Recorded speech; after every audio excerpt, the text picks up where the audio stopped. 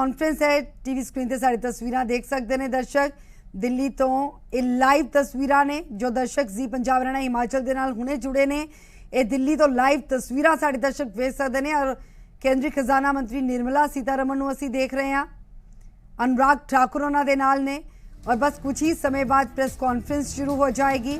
दरअसल देश के प्रधानमंत्री नरेंद्र मोदी के वलों जो आर्थिक पैकेज का ऐलान किया गया उस नूं लैके ही केंद्रीय खजाना मंत्री निर्मला सीतारमन के वलों ब्लू प्रिंट जो है वो पेश किया जाएगा। डिटेल दे नाल जो तमाम जानकारी केंद्रीय खजाना मंत्री निर्मला सीतारमन के वलों दी जाएगी।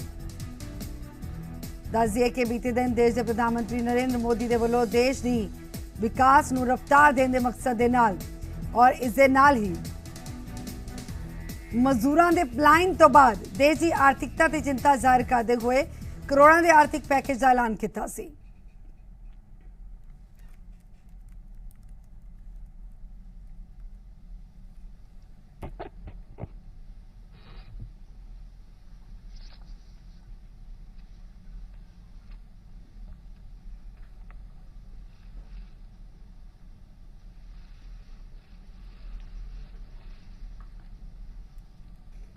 Good afternoon.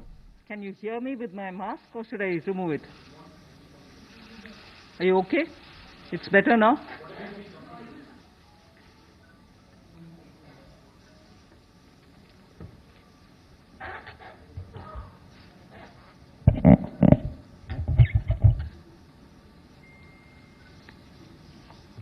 Good afternoon. I'm sure all of you will have heard the Honorable Prime Minister speak last night to the nation. He laid out a vision, a comprehensive vision. And that vision was laid out after wide and deep consultation with several sections of our society. And these discussions were held at various levels with various ministries and also gradually taken up to the level of the Prime Minister's office, and the Prime Minister himself has been spending considerable time to make sure that the inputs obtained are given due consideration and they form a part of the package that's being given to the country.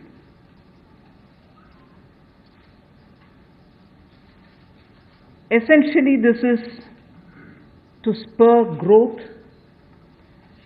and to build a very self-reliant India. And that's where this whole initiative is called as Atmanirbhar Bharat Abhiyan. And the word Atmanirbhar India is the one which you will be hearing me say quite often. I know coming from South India, a lot of people wondered what it actually meant. So for their benefit, I'll just say what it means in the four languages, subject of course to perfectionist corrections. Suya Sarbu Bharadam in Tamil, Suya Adharita in Telugu, Suyam Asarittan in Malayalam, and Swayam Avalambita in Kannada. Subject to correction, it may not be the perfect translation, but something to take it closer to what it means. So Atmanirbhar Bharat is what we are talking about. And you heard the Prime Minister clearly say that this is going to be resting on five important pillars. Five important pillars: the economy, infrastructure, technology-driven systems, demography, and demand. So if these are the 5 pillars on which we are trying to build Atmanirbhar Bharat, the focus obviously will be what can be defined as the factors of production of, in today's language. Factors of production, all of us know that we've been hearing it: land, labor, capital, and enterprise.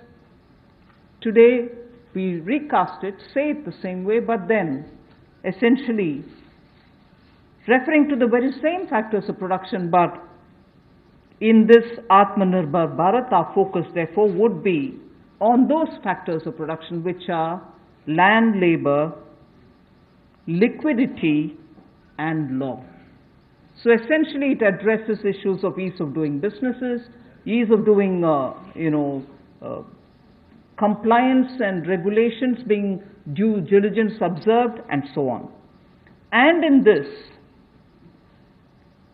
the intention is to build brands. Intention is also to take local brands and build them to a global level. So there is a global value chain integration also as a part of this vision which the Prime Minister has put before us. Certainly when he says Atmanirbhar Bharat, it is not to look inwards and cut India to become an isolationist country. It certainly talks about a confident India which can rest on its strengths and also be able to contribute to the globe, the way in which the Prime Minister rightly pointed out. The production of PPE and masks and also ventilators to an extent has rapidly grown within these 40 days. We have the capability, we have the enterprise to build such capabilities and help the world with it. And therefore India shall continue contributing to the globe. You've also been seeing, I'm moving away from Prime Minister's last night's speech, you've been seeing that the government being led by Prime Minister Modi, even in 2014-19 regime, was a listening, was a sensitive, and also was a responding government. And that is why I list before you the various reform-driven steps which have been successfully taken.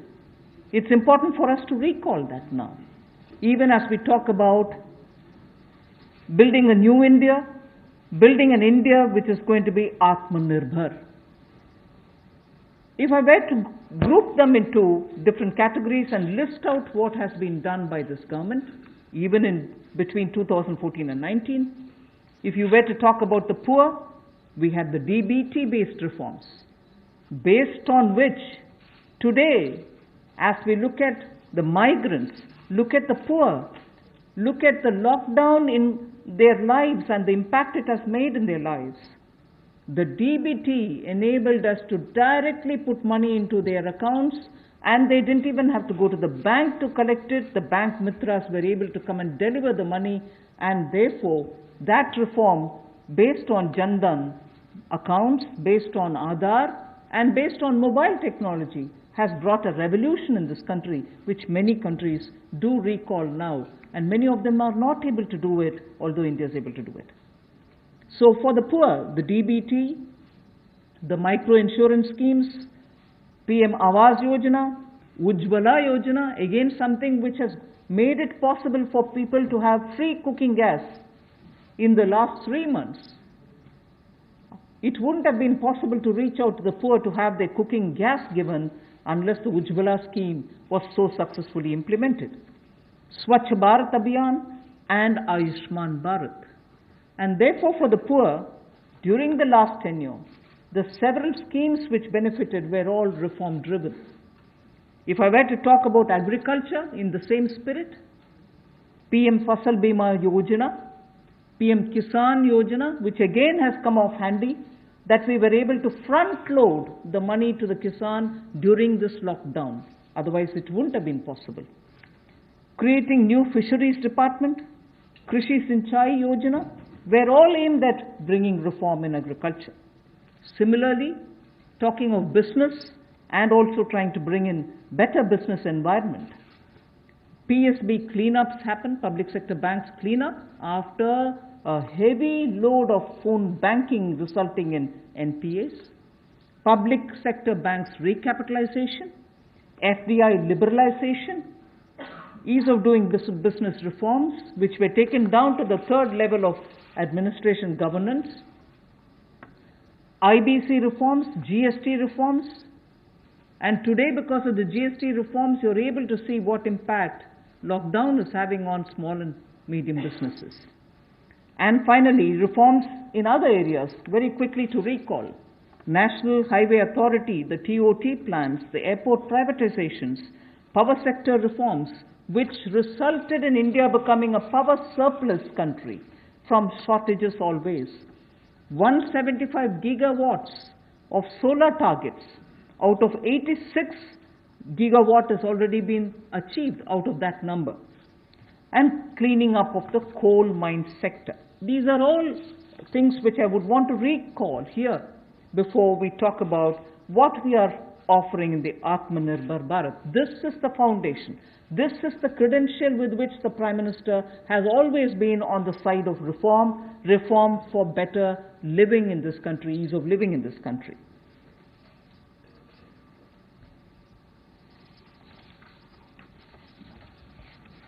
नमस्कार।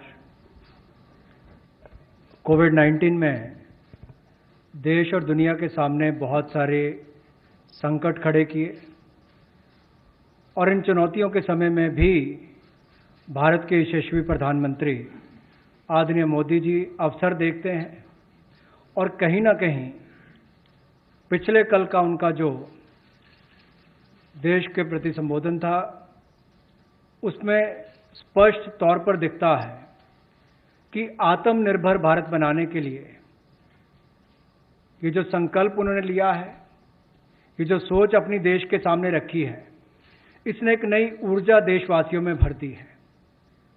जहां अपने घरों तक सीमित थे लोग, आज वो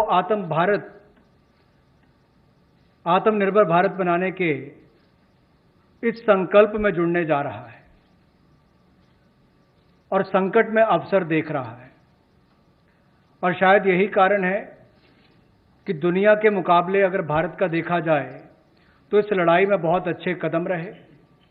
यहां तक कि दुनिया भर के देशों में दवाइयां तक पहुंचाने का भी संकट के समय में अगर किसी ने काम किया तो भारत की दवाइयों की कंपनियों ने किया, जिसमें भारत को बहुत प्रशंसा भी मिली है। यही नहीं, सबसे पहले कोविड-19 को चलते मोदी सरकार ने जो पहला कदम उठाया वो प्रधानमंत्री गरीब कल्याण योजना के रूप में लेकर आए कि देश के गरीब को भूखा ना रहना पड़े, उसको कोई दुख तकलीफ ना हो। और 1,70,000 करोड़ का ये पैकेज माननीय वित्त मंत्री जी ने आप सबके सामने रखा था। और यही नहीं, कंप्लायंस की कोई दिक्कत ना हो कि आपको कानूनी तौर पर वैधानिक रूप से कोई जो नियमों का पालन कर रहा है उसमें आप रह ना जाएं, तो उसकी भी छूट 3 महीने का मोरेटोरियम पीरियड आपको दिया गया।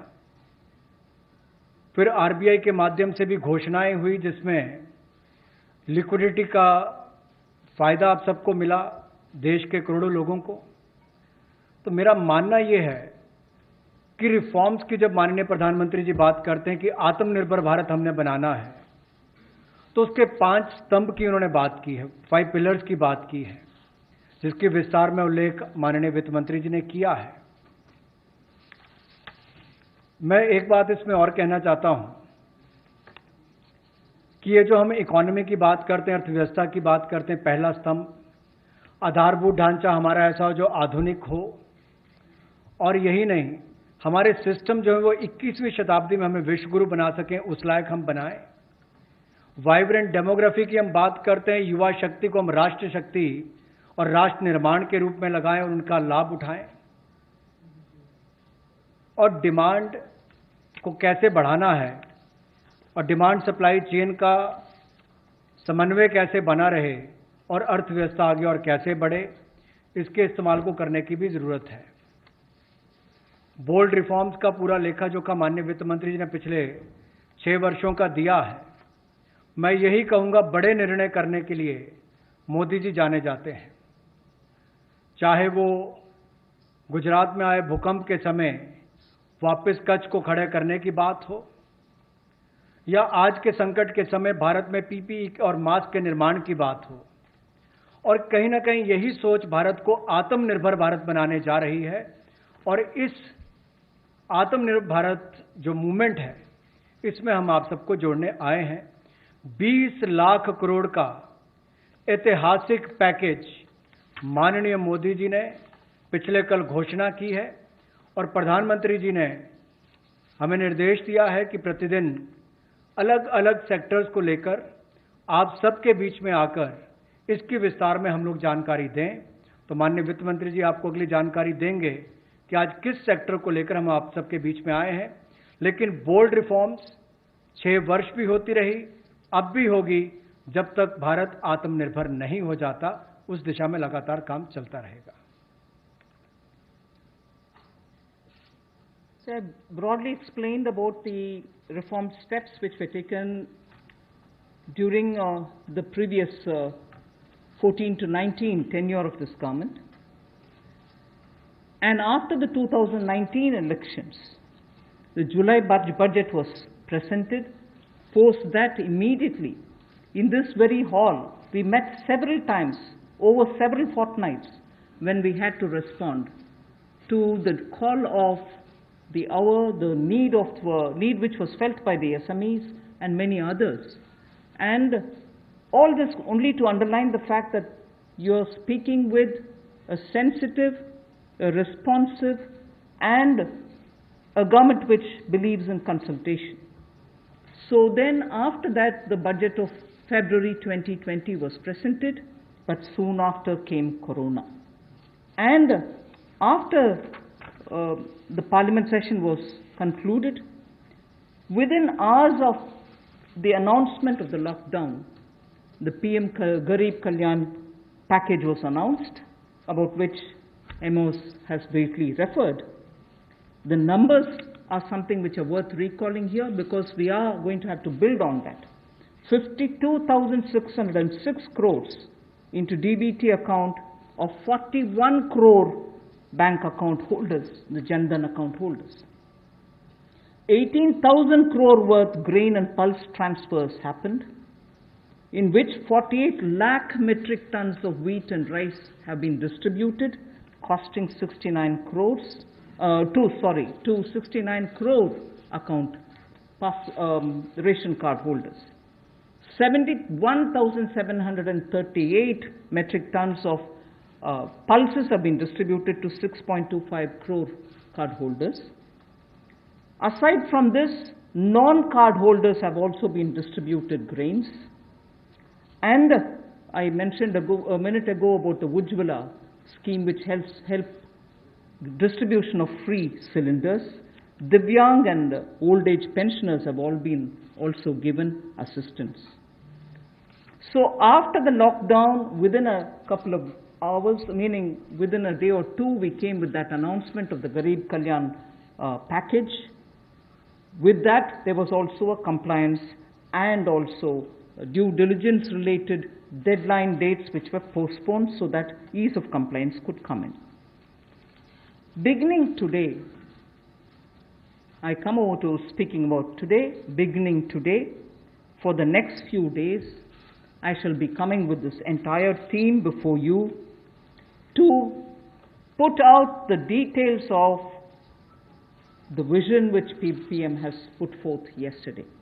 So PM's vision for a self-reliant India, we will come with the details in various tranches beginning today, and we shall not forget in each of the tranches that we are talking about that we do have a responsibility towards the poor of this country, towards the needy of the country, towards the migrant workers of this country, the Divyang and the aged.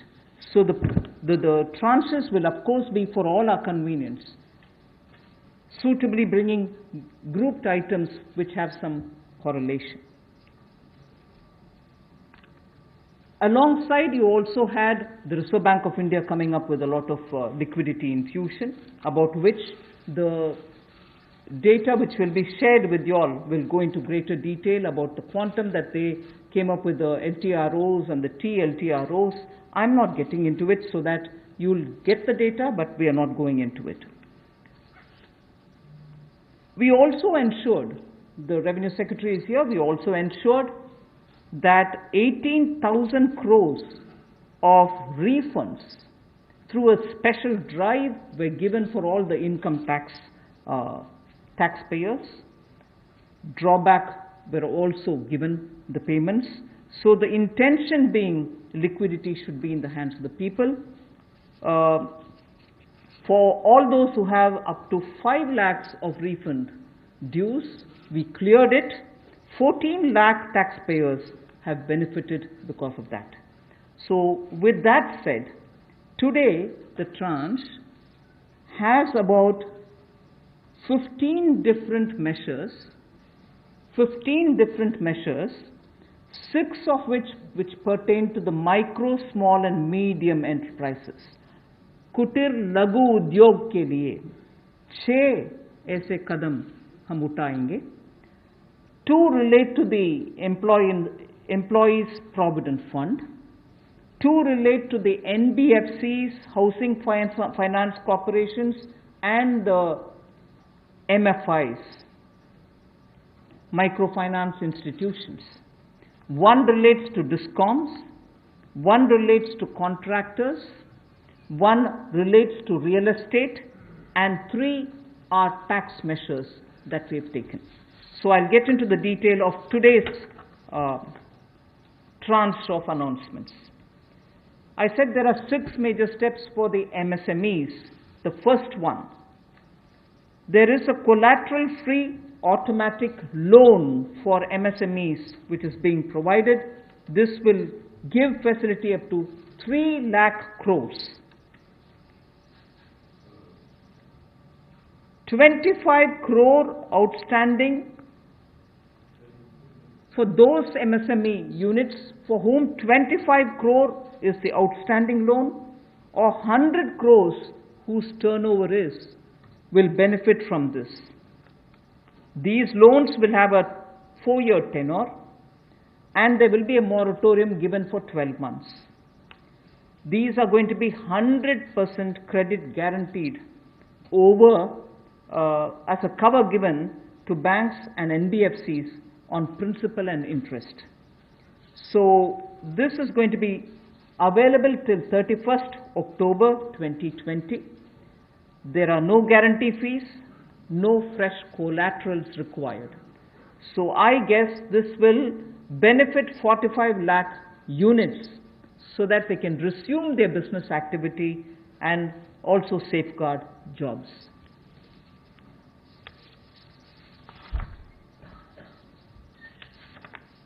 प्रधानमंत्री गरीब कल्याण योजना में जहां सबसे पहले Covid health workers के लिए 50 लाख रुपए की इंश्योरेंस पॉलिसी का प्रावधान किया गया था, वहीं पर 80 करोड़ गरीबों को 5-5 किलो गेहूं या चावल देने का प्रावधान किया गया और पूरे देश भर में पीडीएस के अलावा अतिरिक्त ये 5-5 किलो उनको दिया गया, पिछले महीने भी और इस महीने भी. इसके अलावा ये प्रति व्यक्ति 5-5 किलो था और प्रति परिवार दाल देने का भी काम किया गया 1 किलो. और इसके अलावा जो हमारे वृद्ध, विधवा, दिव्यांग हैं उनको भी जनधन खातों में सीधा पैसे डाले गए, 500-500 रुपये, 1000 रुपये उनको टोटल डाला गया. इसके अलावा जो 20.5 करोड़ जनधन योजना खाता धारक थे, ऐसे 41 करोड़ खातों में भी 52,606 करोड़ रुपया अब तक ट्रांसफर कर दिया गया है. 8 करोड़ उज्ज्वला योजना के जो उपभोक्ता हैं उनको मुफ्त में 3 महीने एक सिलेंडर देने की बात हुई थी. जब तक उनको सिलेंडर की आवश्यकता है उसकी प्रक्रिया भी शुरू हो गई और दे भी दिए गए. यहाँ तक कि जो पीएम किसान के लिए भी 2,000 रुपया ऐसे करोड़ों किसानों के खातों में उसको ट्रांसफर कर दिया गया. तो जितनी घोषणाएं उस पीएम गरीब कल्याण योजना के अंतर्गत की गई थी उन पर सारे कदम भारत सरकार द्वारा उठाए गए और करोड़ों भारतीयों को इसका लाभ माननीय प्रधानमंत्री नरेंद्र मोदी जी के माध्यम से मिला है. जहां तक व्यापारी वर्ग की बात है, आम आदमी की बात है, कंप्लायंस का बर्डन उसके ऊपर ना आए, घर से बाहर नहीं जाते थे, तो उसके सामने जो संकट था कि वो कैसे समय सीमा रहते अपनी कंप्लायंस पूरी कर सके, उसमें भी उसको छूट दी गई और उसको भी 3 महीने आगे बढ़ाया गया, जिससे उसको लाभ मिला है। आरबीआई ने भी जो महत्वपूर्ण घोषणाएं की, उससे लाखों करोड़ रुपए की लिक्विडिटी मार्केट में आई है, जिससे पूरे देश को लाभ मिला है। और इसकी जानकारी आप सबके सामने पहले भी रखी है, केवल आज एक बार फिर आपके ध्यान में लाने की जरूरत पड़ी तो उसको किया है। एक जो मीडिया के माध्यम से हमारी जानकारी हमें मिली और जो वीडियो कॉन्फ्रेंस और बाकी सब वार्तालाप बाकी लोगों से हुआ, मध्यम सूक्ष्म लघु उद्योग, कुटीर उद्योग, घरेलू उद्योग जो है, इन सब के सामने बहुत बड़ी मुसीबत थी कि पैसों की भारी कमी थी। इन सब के लिए क्या किया जाए, ये भारतीय अर्थव्यवस्था की रीढ़ है। ये जो हमारा सूक्ष्म लघु मध्यम उद्योग है, कुटीर उद्योग है, गृह उद्योग है, इन सब का एक बहुत महत्व है। 12 करोड़ से ज़्यादा लोगों को ये रोजगार देते हैं। तो ऐसे कारोबार और व्यापार करने वाले, विशेष तौर पर एमएसएमई सेक्टर जो है, इसके लिए आज एक बहुत बड़ी घोषणा है कि collateral free automatic loan 3 lakh crore रुपए का मध्यम सूक्ष्म लघु कुटीर और गृह उद्योग को मिलेगा।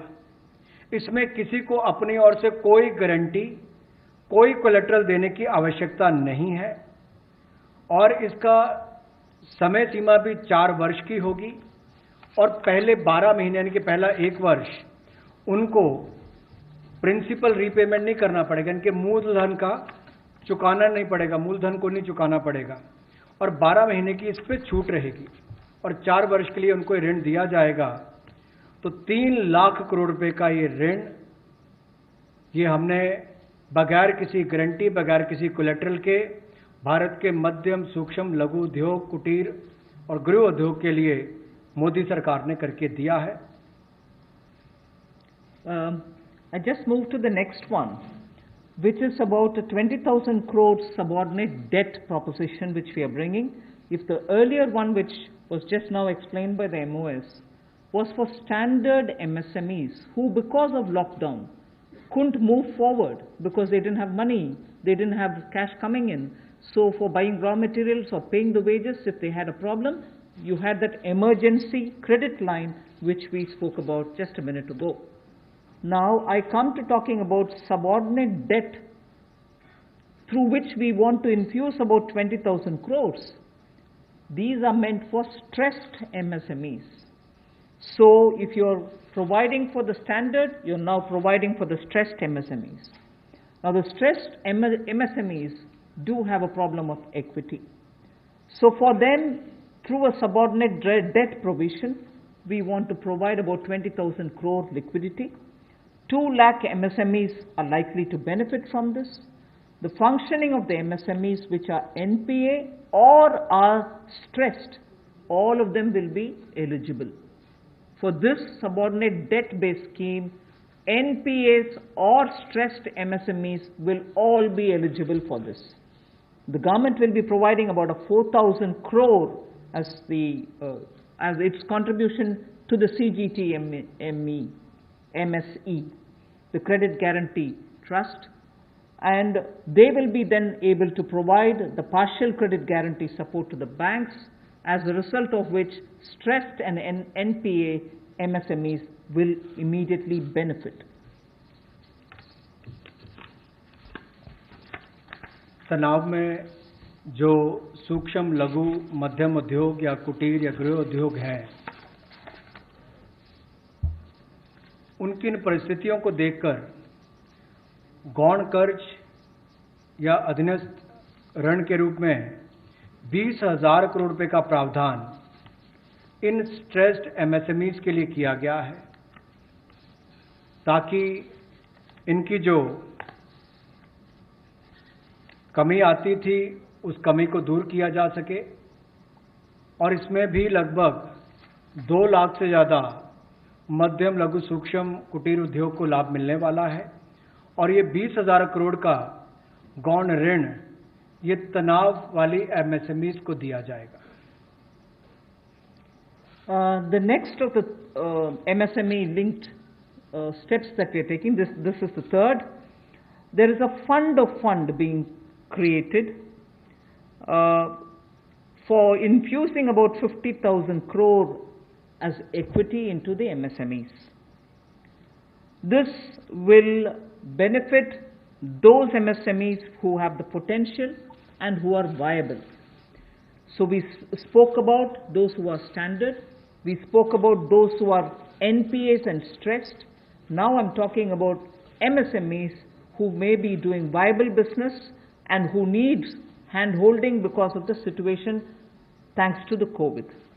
So this fund with a corpus of 10,000 crores through mother fund and daughter fund framework will be able to provide the growth potential MSMEs greater support, and this we think will help MSMEs to expand their capacities, and this will also encourage them eventually to get listed in the markets which they can choose.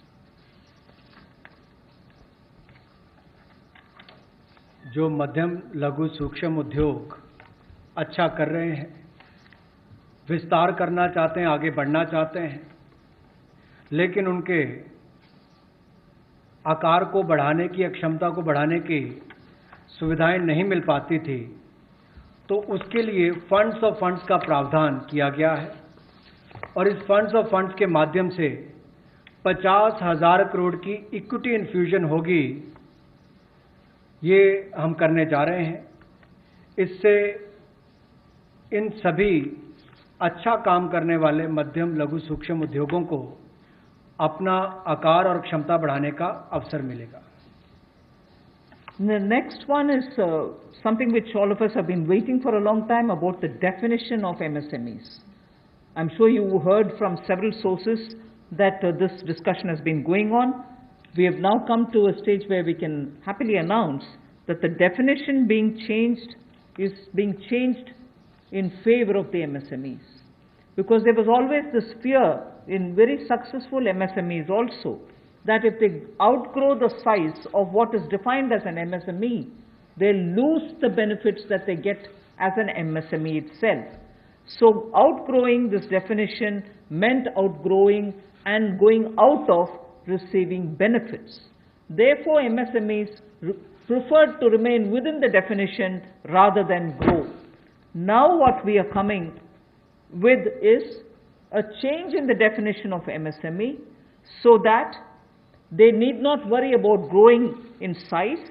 They will still be able to get quite a lot of benefits which otherwise as an MSME they had got.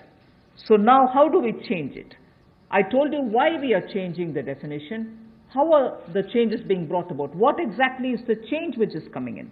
The change is that investment limit which defined an MSME is being revised upwards. So you can be a slightly more larger invested company, but you're still going to be considered only as an MSME. And then I'll come to the amounts which is shown in the chart there. But the idea is, even with an increased investment, you'll still be defined only as an MSME. You shall not get out of the benefit which is given to you as an MSME. Second is, additional criteria to define an MSME is being brought in. And that criteria is based on turnover. So that is being brought in newly now. Earlier it was only investment size. Now investment size and or additional turnover size is being brought in. And earlier, the distinction which prevailed between manufacturing unit, and therefore their definition was on slightly different account. Service units, their definition was on slightly different criteria. Now that differentiation between manufacturing and service MSME are being removed. Manufacturing MSME or service-based MSME shall all be defined similarly. And then, therefore, the chart that is there before you will tell you what was earlier and what is now. What was earlier defined with an investment of 25 lakh as micro unit will now have investment allowed till 1 crore. So they'll still be called a micro unit even if the investment is up to 1 crore. Now, in that, service investments of 10 lakhs were called as micro earlier. Now, because the distinction is removed, service also will have the benefit of being called a micro unit even if the investment is 1 crore.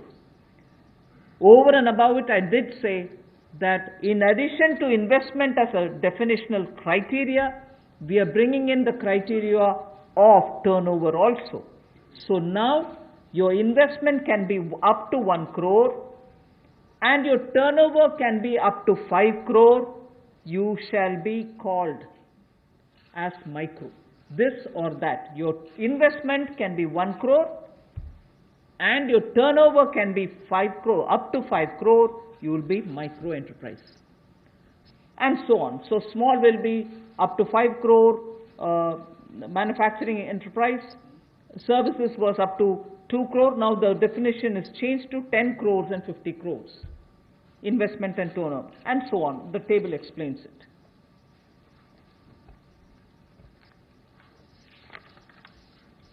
सूक्ष्म लघु मध्यम उद्योग में इसकी परिभाषा में कम दहलीज होने के कारण ये लगातार संकट रहता था कि अगर हम इससे बाहर जाएंगे तो हमें जो हमारे बेनिफिट्स मिलते हैं, लाभ मिलते हैं, उससे हाथ धोना पड़ेगा।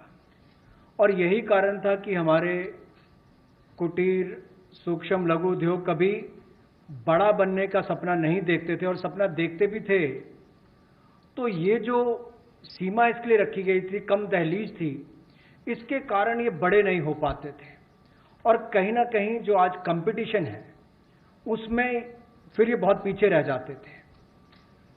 वर्षों लंबित मांग है, वर्षों से मैं सुनता आ रहा हूं, चौथी बार एमपी बन गया, कब से शुरू हो रही, आज तक वही मांग है।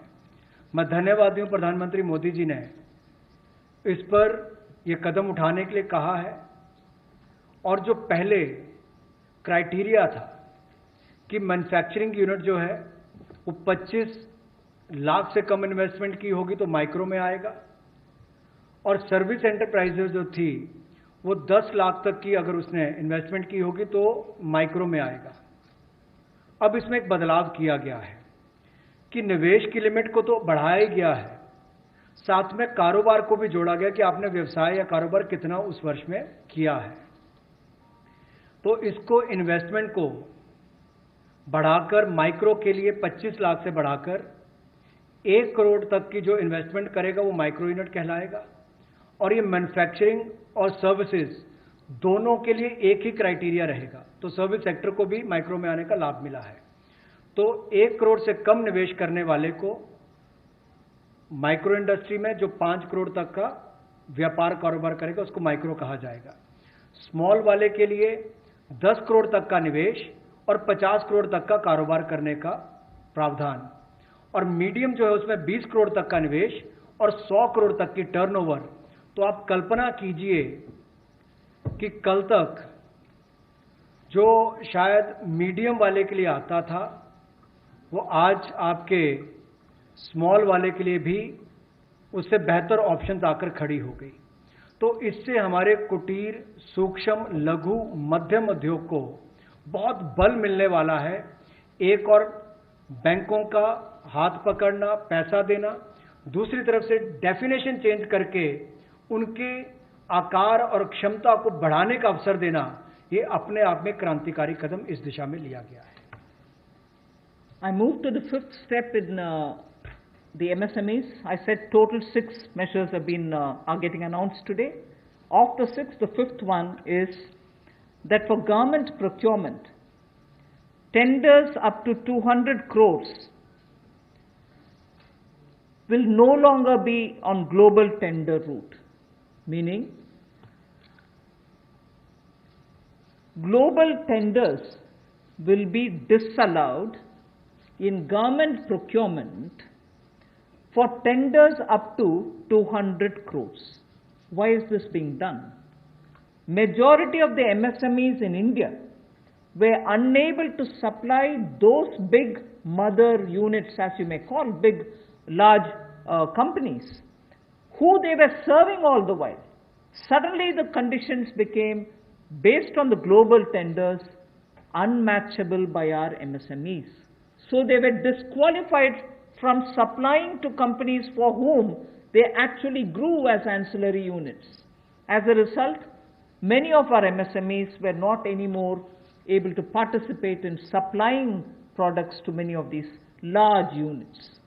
So by bringing this condition now, we are saying for global tenders worth 200 crores or less, particularly for government procurement, they need not be global tenders at all. So this will make MSMEs do their business with a lot more confidence and carry on with it. Self-reliant India will also then be able to serve Make in India, because small units can now be participant in government purchases.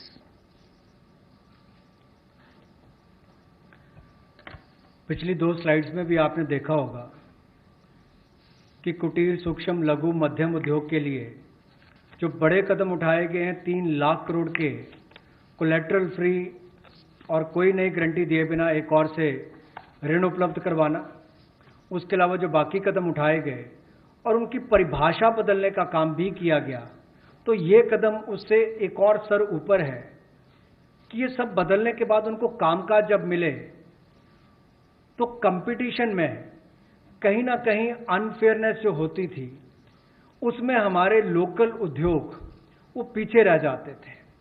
तो local को बल, local से global तक जाने की बात जो कल तक प्रधानमंत्री जी ने कही, उसी दिशा में एक ये कदम है। लोकल के लिए वोकल भी, लोकल को बल भी, लोकल से ग्लोबल भी। तो ये इसीलिए ग्लोबल टेंडर्स जो हैं, ये 200 करोड़ तक से कम वाले जो हैं, इसमें यानी कि 200 करोड़ से कम वाले में ग्लोबल टेंडर्स नहीं होंगे। इसमें हमारे सूक्ष्म, लघु, मध्यम उद्योग को लाभ मिलेगा और कहीं ना कहीं आत्मनिर्भर भारत की जो हम बात करते हैं, उस दिशा में कदम ये भी उठाया गया है। The sixth step towards MSMEs is post-COVID trade fairs, exhibitions are going to be very difficult.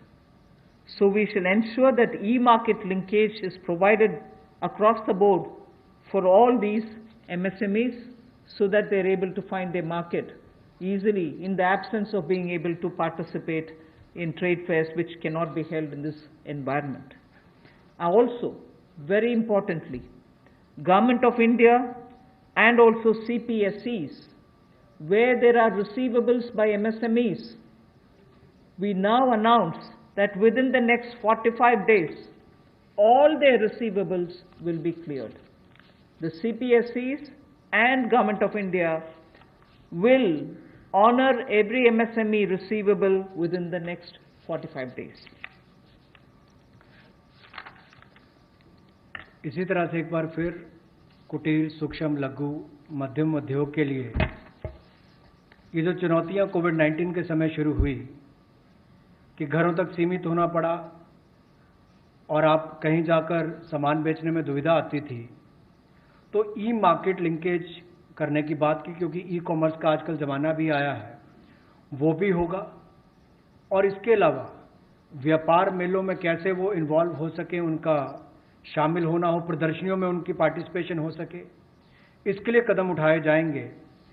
और जो हमारे सार्वजनिक केंद्र उपक्रम है, उसमें जो अगर उनके कोई पेंडिंग पेमेंट्स है, सरकारी है या PSUs में है, उनको भी अगले 45 दिनों में बल देकर वापस उनकी पेमेंट हो, ऐसा प्रयास किया जाएगा ताकि जल्द से जल्द उनकी पेमेंट हो, ताकि उनको राहत मिल सके। I now move to talking about EPF. You were aware during the Pradhan Mantri Garib Kalyan package, some measures were extended for the EPF. In that, we had said units which have 100 workers, 90% of whom are earning less than 15,000 rupees, will be able to draw from their EPF from the funds because they needed money in their hands. We have now, and for the 3 months, the payment of EPF also was given relaxation. What I would now like to say before you is a liquidity relief is being given for all EPF establishments. In this, 12% which is paid by the employer and 12% by the employee contribution. We extend the support which Government of India gave for another 3 months. We had given it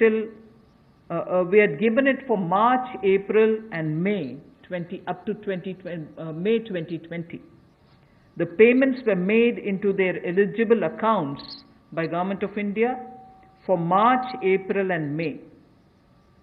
Nearly 3.6 lakh establishments benefited from this. Liquidity relief of 2,500 crores to 72.22 lakh employees is now being proposed to be provided by extending this contribution for the next 3 months also. June, July, and August 2020, the EPF contribution will be paid by Government of India, and this shall provide 2,500 crore liquidity support. So what was given earlier for March, April, and May is now being extended for another 3 months, which will be June, July, and August, and therefore we shall be infusing 2,500 crore liquidity, and 72.22 lakh employees will benefit from it. 1,70,000 crore के प्रधानमंत्री गरीब कल्याण package में एक सुविधा दी गई थी कि EPF जो है, प्रोविडेंट फंड जो है, वो 12% जो कर्मचारी उसका भी और जो नौकरी देने वाला उसका भी 12% भारत सरकार देगी। और ये पहले 3 महीनों के लिए हमने किया था, जिसकी भुगतान कर भी दिया गया पहले 2 महीनों के लिए, और इसको अगले 3 महीने और बढ़ा दिया जाएगा। इसका प्रावधान भी जून, जुलाई और अगस्त के लिए कर दिया गया है। 3,67,000 ऐसी संस्थाओं के 72,22,000 ऐसे कर्मचारियों को इसका लाभ मिलेगा, जब कर्मचारी का 12% हिस्सा भी और नियोक्ता जो नौकरी देने वाला है उसका 12% हिस्सा भी भारत सरकार देगी, और ये कुल मिलाकर 2,500 करोड़ के लगभग का लाभ इनको मिलेगा।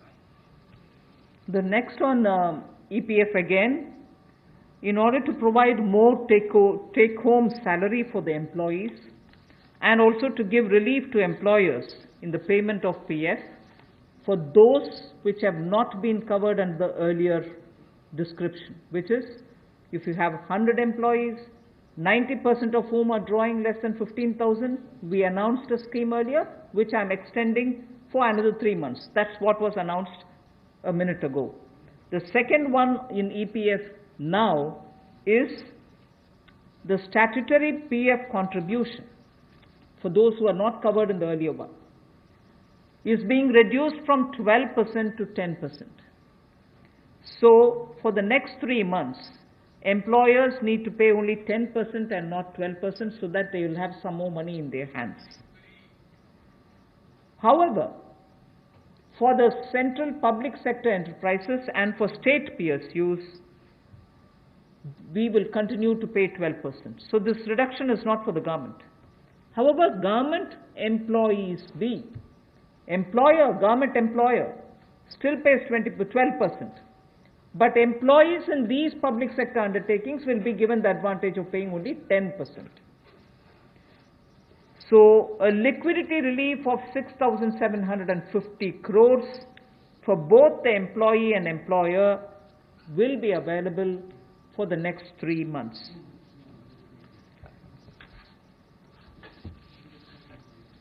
एक और प्रावधान, क्योंकि आज के समय पैसा कर्मचारी के हाथ में भी कैसे ज़्यादा हो, इसमें भी एक बड़ी राहत देने का प्रयास इसमें किया है कि जो ईपीएफ कंट्रीब्यूशन है, जो उनका ईपीएफ का योगदान है, वो ऐसे संस्थानों के लिए और कर्मचारियों के लिए 12% से कम करके 10% अगले 3 महीनों के लिए किया गया है।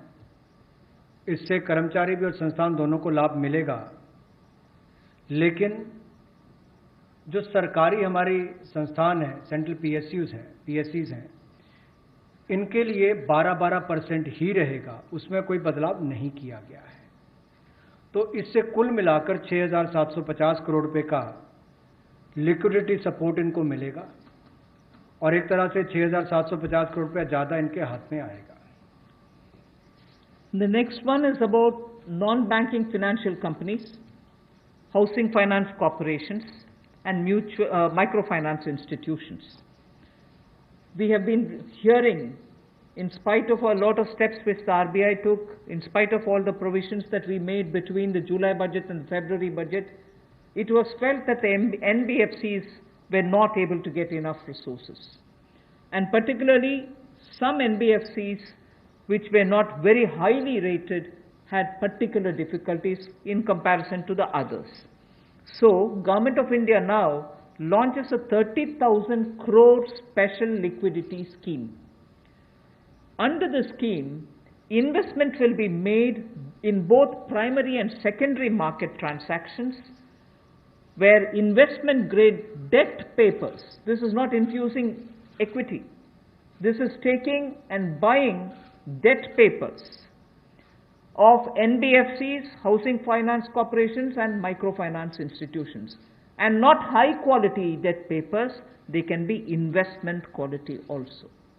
So this we expect will have an impact on those struggling NBFCs who need money to carry on with business, and these NBFCs are also those who have been funding MSMEs. So, in order for these NBFCs to keep their network of MSMEs served, this infusion is absolutely necessary. And these securities with which you're going to buy these debt papers will be fully guaranteed by Government of India. They will be fully guaranteed by Government of India. We hope that this will also bring in a lot of difference for NBFCs who have access to small and micro units, and therefore we want to ease the flow of credit through these NBFCs who have only not so good debt papers in their hands. गैर banking वित्तीय कंपनियां, NBFCs या फिर हमारे housing finance companies और micro finance institute, इन सब के लिए जो इनके पास लिक्विडिटी की कमी आती थी, धन का अभाव होता था, उसके लिए ये नई योजना लेकर आए हैं जिसमें 30,000 करोड़ रुपए का विशेष तौर पर प्रावधान किया जाएगा। स्पेशल लिक्विडिटी स्कीम ये होगी जिससे इनके धन की आपूर्ति भी होगी और इसके माध्यम से जहां एक और हाउसिंग सेक्टर को बल मिलेगा, MSME सेक्टर को बल मिलेगा, उसका भी लाभ हमारी अर्थव्यवस्था में और नीचे आम आदमी को पहुंचेगा और इसका पूरी तरह से गारंटी भारत की सरकार देगी। The next facility also for the NBFCs is to give 45,000 crore liquidity infusion through a partial credit guarantee scheme for the NBFCs in particular. This is an existing scheme, but we are expanding its scope. Expanding its scope only because it will now cover borrowings such as primary bond issued, the commercial papers. So all these will constitute the liability side of the balance sheet, but we are getting into that area also. But in this case, as different from the previous one, 20%, the first 20% loss alone will be borne by the guarantor, which is Government of India. The first 20% loss.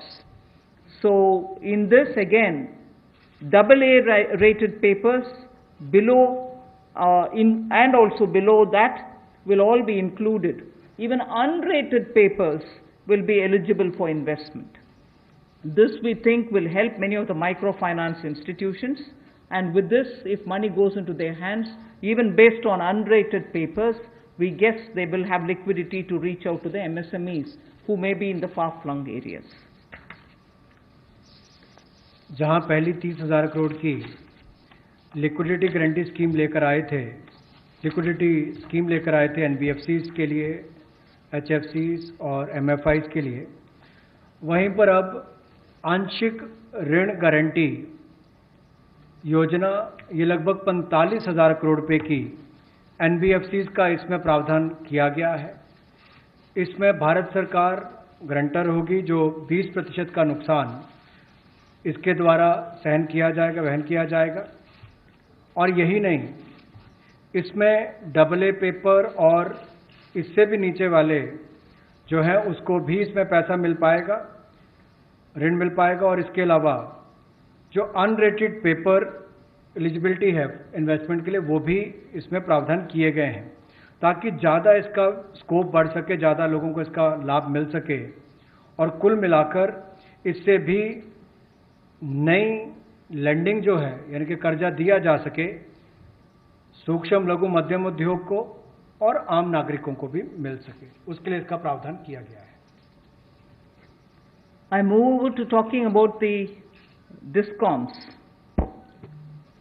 DISCOMs today are facing unprecedented cash flow problems. They desperately need help.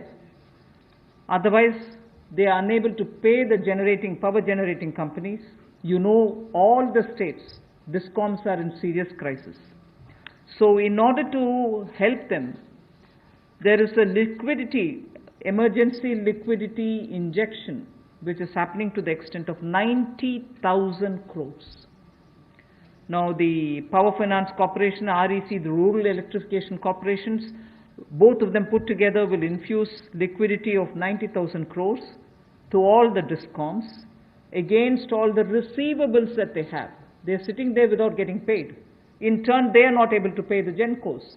In turn, the GENCOs are wondering where they will have more money to pay for producing electricity.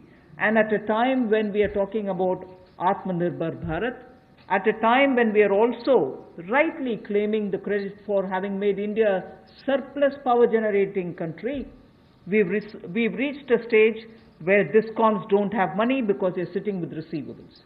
So we are now making a provision, a one-time provision for PFCs and RECs to infuse that money into the DISCOMs against their receivables, and who in turn, this will be done with the state issuing guarantees. The guarantee, the amount which is being infused on guarantees being given by states.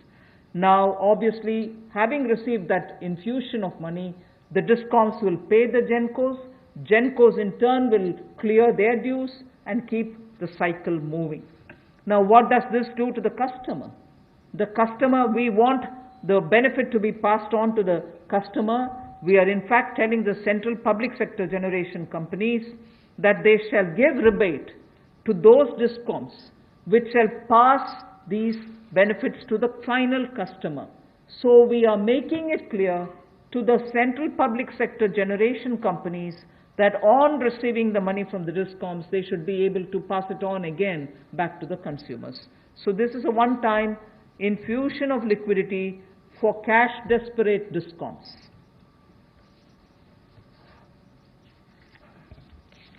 बिजली वितरण कंपनियों की आय में जो भारी कमी आई है और लेनदारी जो इनकी कई राज्यों से बढ़ी है, उसके कारण भी ये अभूतपूर्व नकदी प्रवाह की स्थिति इनको देखनी पड़ रही है। इन परिस्थितियों में आम उपभोक्ता को भी नुकसान ना हो, बिजली उत्पादन करने वाले भी और बिजली वितरण करने वाले भी इस अभूतपूर्व समस्या में कहीं उलझकर ना रह जाएं, इसके लिए 90,000 करोड़ रुपए का प्रावधान डिस्कॉम्स के लिए किया गया है, बिजली वितरण कंपनियों के लिए किया गया है।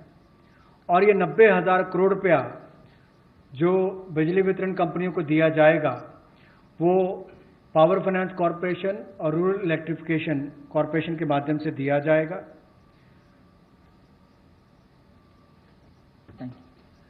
I move to the next, which deals with contractors. All Government of India agencies, such as the railways, road transport, highways, CPW, etc., will now give 6 months extension without any cost to the contractors, so that extension should cover construction work, or goods and services contracts that they have with central government agencies. They can take additional 6 months to comply with the contract conditions.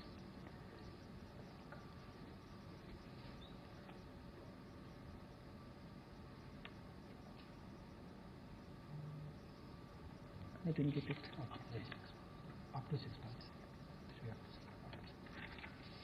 So the extension is up to 6 months, is what I'm being told. Okay. Covers construction. This shall cover construction work or cover even goods and services contracts.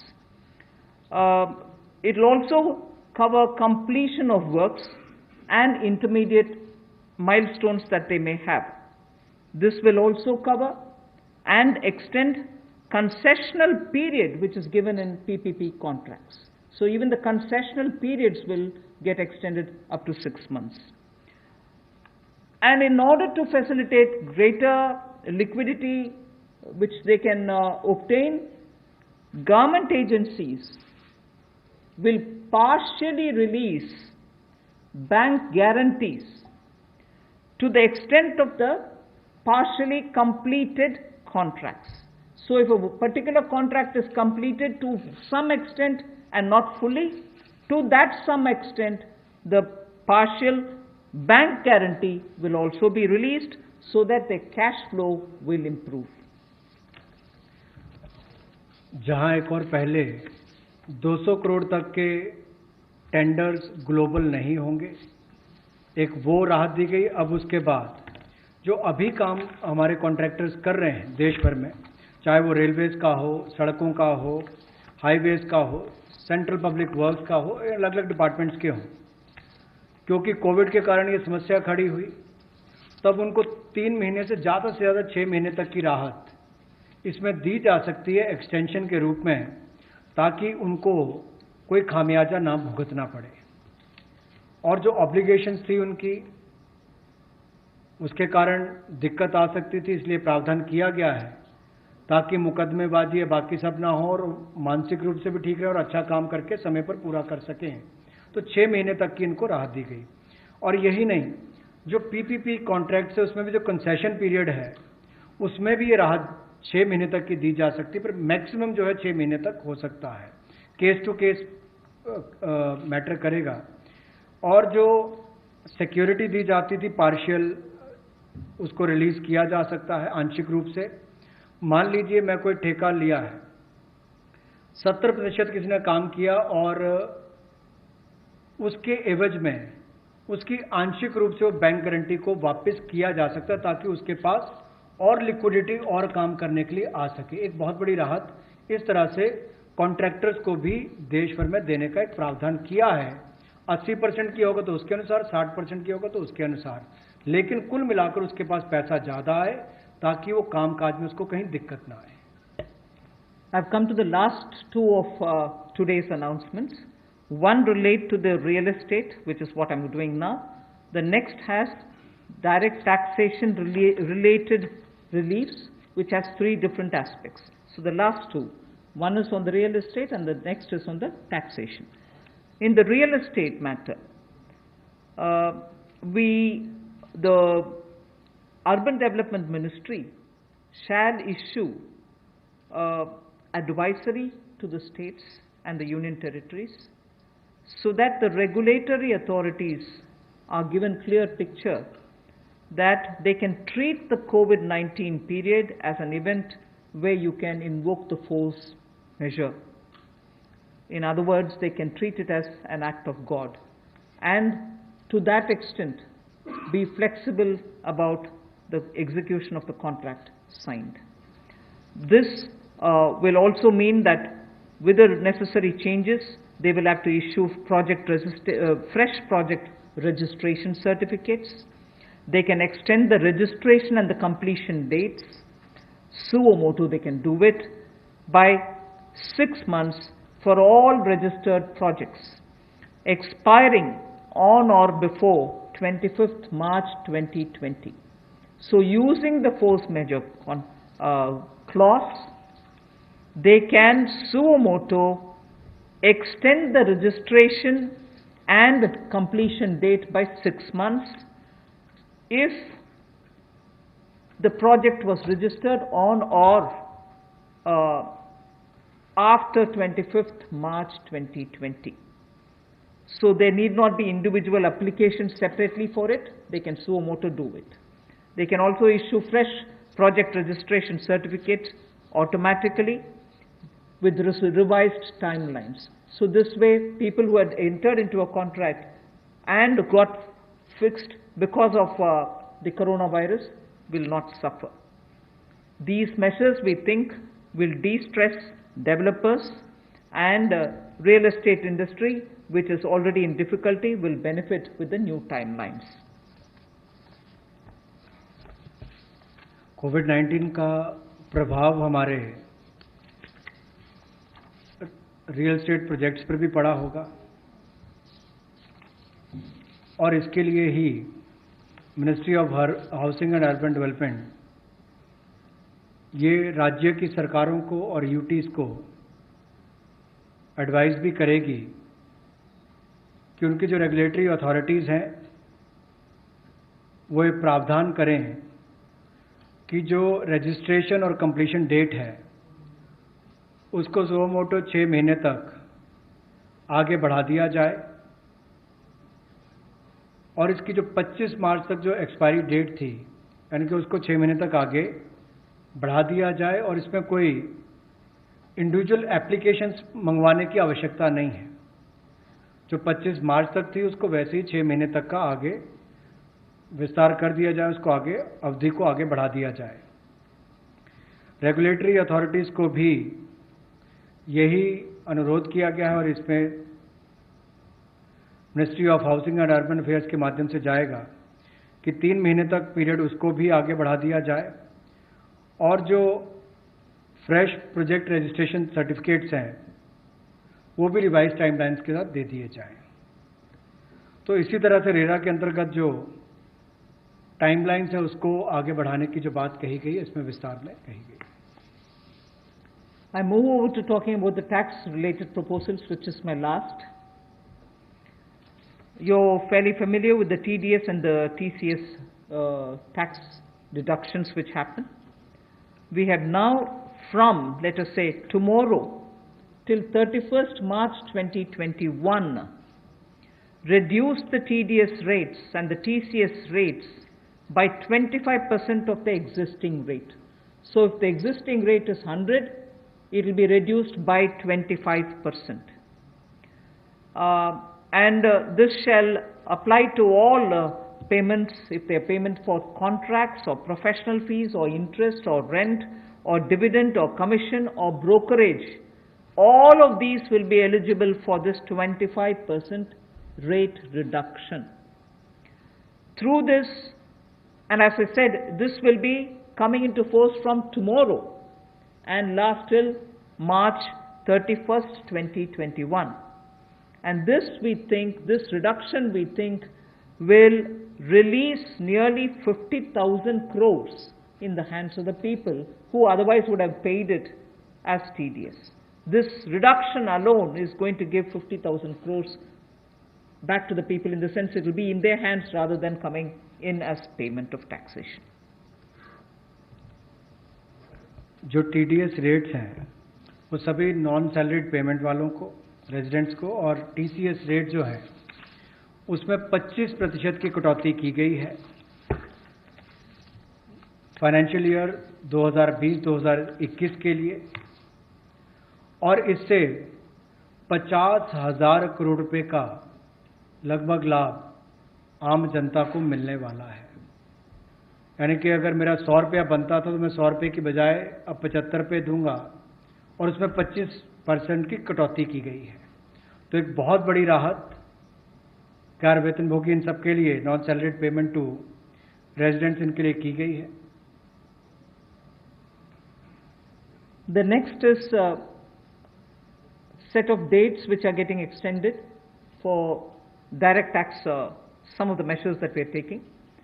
All pending refunds to charitable trusts and non-corporate businesses and professions, including that of proprietorship, partnership, LLP and cooperatives, shall be issued immediately. I did mention at the beginning that we have already refunded quite a lot of refunds which were either 5 lakhs or lesser to individuals who waited for their refund for a long time, and through that nearly 14 lakh people had benefited. Now we are saying that the pending refunds of all charitable trusts, non-corporate businesses, professions, proprietorships, partnerships, LLPs and cooperatives, many of whom can be very small. Many of these are in cooperative sectors, many are MSMEs, many are small partnerships. All their refunds will be given immediately, which will mean that they will get their due money, that's their money, they will get it back in their hands without any delay. Then the due date of all income tax returns for the year 2019-2020 are now being extended from 31st July 2020 and 31st October 2020 to 30th November 2020. And tax audits from 30 September 2020 is being changed to 31st October 2020. So that is a measure which will help people not to worry about how they are going to do their compliance, will they be able to file their returns or not. So that is a step which we take. And the last one, which also is a taxation related measure, is the date of assessments getting barred, because assessment time gets barred with a certain date. We are conscious of it, we have taken cognizance of it, so we are saying date of assessments getting barred as on 30th September 2020 is now being extended to 31st December 2020. So 3 months extension is being given so that date of assessment doesn't get barred as of September 2020, it can wait till December 2020. And also, those getting barred on 31st March 2021, we are saying this in advance, those getting barred as of 31st March 2021 are being extended to 30th September 2021.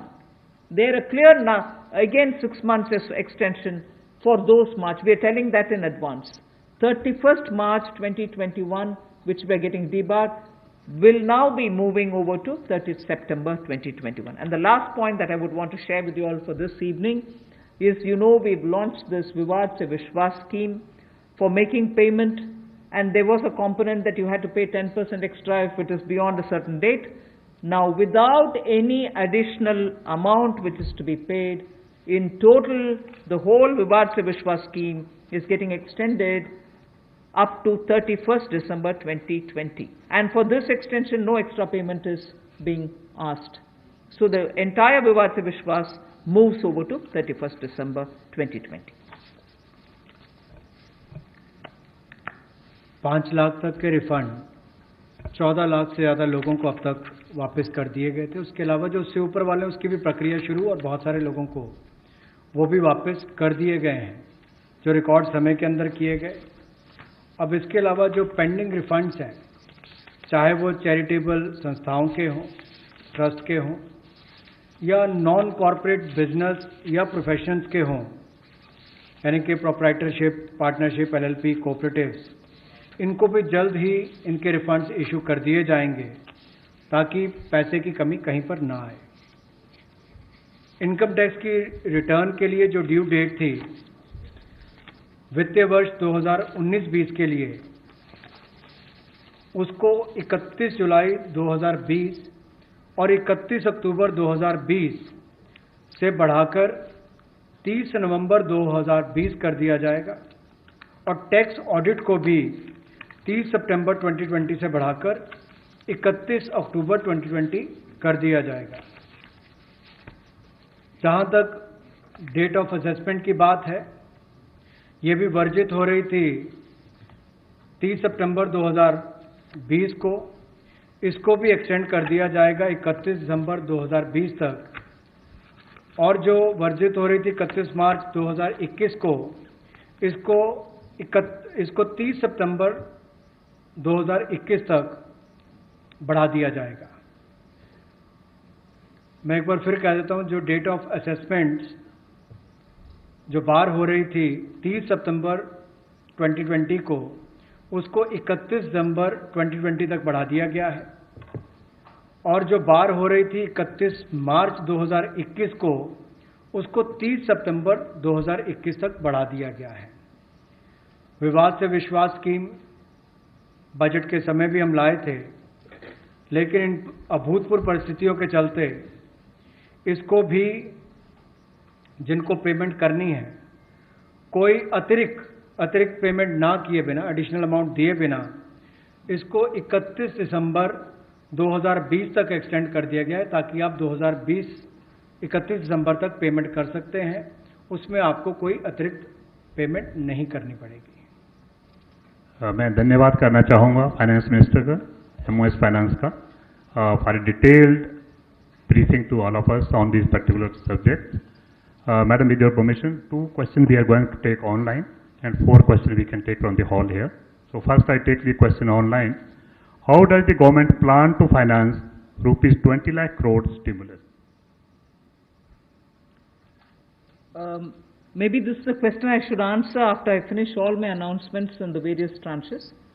But government has also given a slightly altered schedule, the borrowing schedule.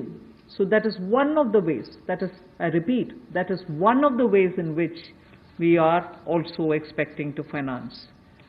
But the other details about how exactly are we going to get financing this will be probably more appropriately answered after we finish announcing all the tranches. Okay. Number 14. मेरा सवाल ये है कि borings को लेकर के पहला सवाल था, इस पर थोड़ा सा अगर आप और बताना चाहें कि इतने बड़े पैकेज के लिए सरकार फिलहाल बोरिंग को लेकर के क्या योजना है, आने वाले वक्त में किस तरीके का और प्रावधान करने की योजना है। और दूसरा ये कि जो बैंक गारंटी, जो लगातार बैंक पिछले 2-3 महीने में ये इस बात को लेकर के चिंतित थे कि कुछ सेक्टर्स पर लोन देने के लिए वो ज़्यादा पॉजिटिव नज़र नहीं आ रहे थे, और बैंक गारंटी, सरकार से गारंटी को लेकर के वो लगातार अपील कर रहे थे। ऐसे में आपको लगता है कि इस बड़े पैकेज के बाद में बैंक की तरफ से लोन देने की शुरुआत हो पाएगी और लिक्विडिटी फ्लो की जो कोशिश है उसको कामयाबी मिलेगी? मैं आपके सेकंड क्वेश्चन को जवाब दे देती हूँ, बट फर्स्ट क्वेश्चन अब शायद दोबारा बोलना पड़ेगा, मैं ध्यान से शायद सुने नहीं। सेकंड क्वेश्चन के लिए मैं जवाब ये दे रही हूँ कि ये गारंटी का विषय जो आपने उठा रहे हैं कि बैंक से भी मांग था, उसके लिए तो आज गारंटी का विषय भी हमने घोषणा कर चुके हैं। सो उसके कारण हम ये मानते हैं कि बैंक्स में थोड़ा और तैयारी होगी। मगर वैसे भी पिछले एक सप्ताह से बैंक सेक्रेटरी इधर देवशीष पांडा जी हैं, लगातार कितने बैंक से क्रेडिट जा रही है, किन को जा रही है, MSME की जा रही है, रिटेल सेक्टर को जा रहे हैं, ये विषय हम फिनेंस मिनिस्ट्री के हैंडल से और PIB के द्वारा भी जानकारी देते आ रहे हैं। इसमें हम स्पष्टता से ये समझें कि बैंक्स लोन देने से संकोच नहीं कर रहे हैं। सैंक्शन किए हुए लोन्स हैं जिसमें बैंक का ये कहना है कि सैंक्शन करने के बाद भी कस्टमर आकर के लॉकडाउन खत्म होने के बाद हम आकर लेंगे, प्लीज तब तक आप पैसा रिलीज ना करें। ऐसे रिक्वेस्ट कस्टमर रख रहे हैं बैंक के सामने। मैं ये नहीं कह रही हूं सभी कस्टमर्स ऐसे बोल रहे हैं, मगर ज्यादातर कस्टमर्स ये बोलने की वजह से सैंक्शनड लोन का विवरण हम दे रहे हैं हर 2 दिन के एक बार, फिर भी वो अमाउंट रिलीज क्यों नहीं होता। और ये भी प्रश्न उठते हैं कि क्यों बैंक्स रिवर्स रिपो में, रिजर्व बैंक में लगातार पैसा डाल करके आ रहे। कारण यही है कि सैंक्शन करने के बाद भी क्लाइंट्स उनके अपने चॉइस पर कह रहे हैं कि लॉकडाउन निकालने के बाद, हटने के बाद हम पैसा रिलीज करवाएंगे आपसे। सो ये भी है विषय, हम इसका पूरे हर पहलू अंडरस्टैंड करने का आवश्यकता है। Your first question?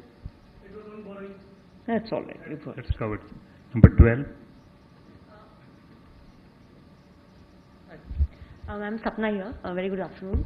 Ma'am, two questions. A lot of queries are coming from various quarters that after the announcement of the additional borrowing by the government last Friday of 4.2 lakh crore approx, how much is of that's going to be taken care in terms of meeting the revenue gap, ma'am? And the stimulus which you've just mentioned. And ma'am, in today's announcements, would you be able to give us any indication as to what would be the cash outgo by the government?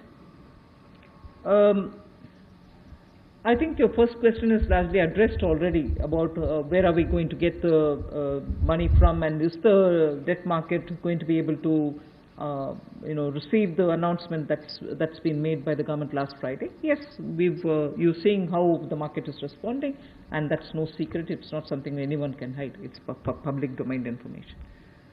I have broadly indicated the amounts, but in any case, end of the year, all the announcements, 4 or 5 announcements, you'll get to know. And in any case, the Honorable Prime Minister has clearly said what is the total size of the stimulus package. Ma'am, related question online hai. Does the package announced by the Prime Minister yesterday is a standalone one, or it is inclusive of earlier package of 1.7 lakh crore and the other security items 65 lakh crore liquidity measures announced by the RBI? That is all. As I said, whoever has asked that question online can wait till all the announcements are made. Sure. Number 9. Ma'am Monika ji business. Ma'am MSME sector में पहले से ही बहुत ज़्यादा liquidity crunch था और UK Sinha committee ने ये सारी रिकमेंडेशंस पहले से ही दे दी थी, तो इतना समय क्यों लग गया? क्या हम लॉकडाउन का इंतज़ार कर रहे थे? और दूसरा ये कि अप्रैल के जीएसटी नंबर्स अभी तक नहीं आए हैं, तो एमएसएमई सेक्टर से काफ़ी कंप्लेंट्स आ रही हैं और वो काफ़ी रिक्वेस्ट कर रहे हैं कि एक जीएसटी एमनेस्टी स्कीम उनके लिए आ जाए, तो क्या हम उसकी आशा कर सकते हैं?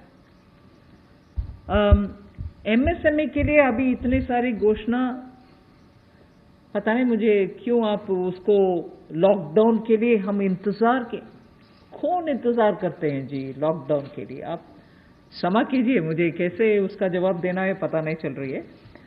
मगर एमएसएमई के लिए हम धीरे धीरे जुलाई बजट में भी घोषणा किए, उसके बाद पार्शियल गारंटी का अनाउंसमेंट भी हुआ, फरवरी के बजट में भी एमएसएमई के लिए बहुत सारे कदम हमने उठाए, और अभी कॉम्प्रिहेंसिवली स्ट्रेस्ड हो, एनपीए हो, सस्टेनेबल और वायबल यूनिट्स हो, उन सब के लिए अलग अलग हिस्से पर एमएसएमई के लिए स्टेप्स उठा रहे हैं। और जीएसटी रेवेन्यू के ऊपर रेवेन्यू सेक्रेटरी को मैं बोलूंगी कि प्लीज। नंबर 13। आपने जो सवाल पूछा कि जीएसटी का जो अप्रैल महीने का फिगर अभी तक डिक्लेयर नहीं किया है, आपको मालूम है कि जीएसटी के जो रिटर्न्स फाइलिंग के डेट्स है वो सब एक्सटेंड हो गए हैं। एक बार जब अगर एक्सटेंड कर दिया जाए कि हमने बहुत सारे रिटर्न्स कहा है कि जून तक भरना है, या जो 5 करोड़ से ज़्यादा के जो लोग हैं उनको भी हमने टाइम दिया है, तो एक्सटेंशन देने के बाद अब जो ये जो फिगर्स है इसके बारे में स्पष्ट स्थिति जो है सो हमें 30 जून तक ही मिल पाएगा हमें। तो इसीलिए हम लोगों ने उस फिगर को अभी तो जो लोग पैसे दे पा रहे हैं वो दे पा रहे हैं, बाकी लोग 30 जून तक उनको अवधि दी गई है, उसके बाद ही हमें स्पष्ट स्थिति मालूम पड़ेगा कि कितना पैसा आया, किन लोगों ने रिटर्न फाइल किया है। जहाँ तक कि आपने एमएसएमई की बात की, जीएसटी रिफंड इस एक महीने में, अप्रैल महीने में टोटल इस फाइनेंशियल ईयर में अब तक करीब 11,000 करोड़ लोगों को जीएसटी का रिफंड दे दिया गया है। 11,000 करोड़ एक महीने में, और उसकी संख्या भी मैं बताऊं अगर तो करीब 27,000 लोगों को आईजीएसटी का रिफंड मिला है, और जो बाकी जो जीएसटी का जो रिफंड है करीब 1,39,000 लोगों को जीएसटी का रिफंड मिला है। Madam Sunil Prabhu, NDTV. Just 2-3 points. One, of course, was on the fiscal deficit. Where do you keep the target now? Because this is something that nobody visualized it. Prabhu, just may I intervene? Please focus your question on today's briefing part, because as Madam told, It's part of that, sir. 4 or 5 series briefing will be here, so please focus for the today's briefing. That is one part of it, madam, the fiscal deficit and, the states asking for FRBM and, certain measures which you have been part of the deliberations in that aspect. The second is that when you say the EPF and this package that is being given to MSMEs, especially, there is unemployment that is taking place. How are you going to safeguard that? through various measures vis-a-vis this, and what exactly is the outlay that we are envisaging in terms of from the finance ministry? You've actually sort of spread like a bird's eye view of what's going to come. So I might want you to wait for the next announcements. 33.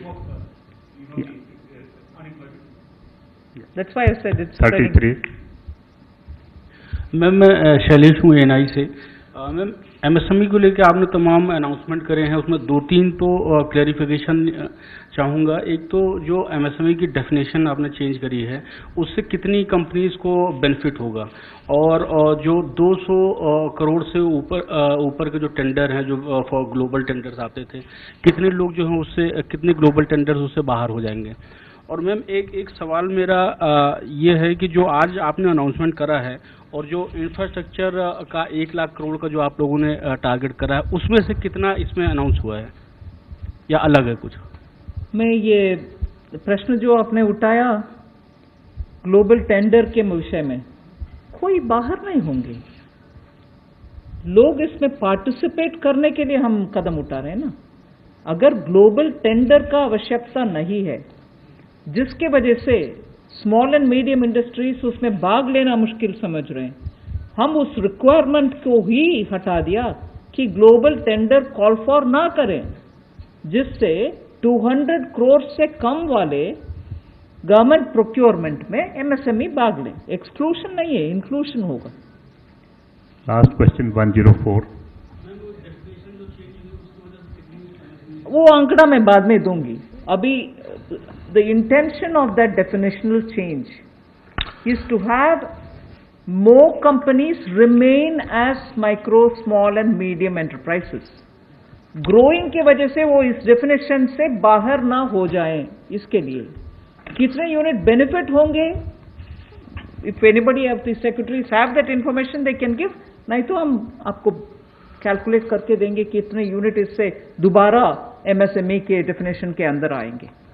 मैं आमिर हूँ news nation से। एक broad picture को लेकर के एक सवाल है कि जो लॉकडाउन की स्थिति हुई उसके बाद से अब तक भारतीय अर्थव्यवस्था को कितना नुकसान पहुंच चुका है, और दूसरा ये कि जो ये आपका स्टिमुलस पैकेज है 20 लाख करोड़ का, लॉकडाउन की स्थिति आगे भी बढ़ती है अगर, और ये स्थिति ऐसे ही बनी रहती है, तो इससे इसको कितना अर्थव्यवस्था को फायदा पहुंचेगा और कितना अब तक नुकसान अर्थव्यवस्था को हो चुका है? आप दोनों प्रश्न इतना स्पेकुलेटिव प्रश्न पूछ रहे हैं, मेरे से जवाब देना मैं आसान नहीं समझ रही हूँ। अगर lockdown continue, how can I answer? 1 second, lockdown के वजह से क्या नुकसान हुआ, आंकड़ा करने के लिए अभी समय नहीं है। हम रिस्पॉन्ड कर रहे हैं जिससे न्यू इकोनॉमी उभर कर आना है और सभी स्ट्रेंथ के साथ उनके बिजनेस रिवाइव करना है, उस रास्ते पे हम चल रहे हैं। इसीलिए I can't answer even your first question, I am sorry.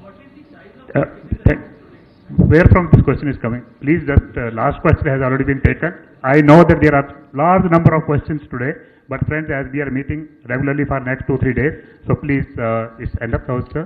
I thank madam and thank MOS. Thank you very much.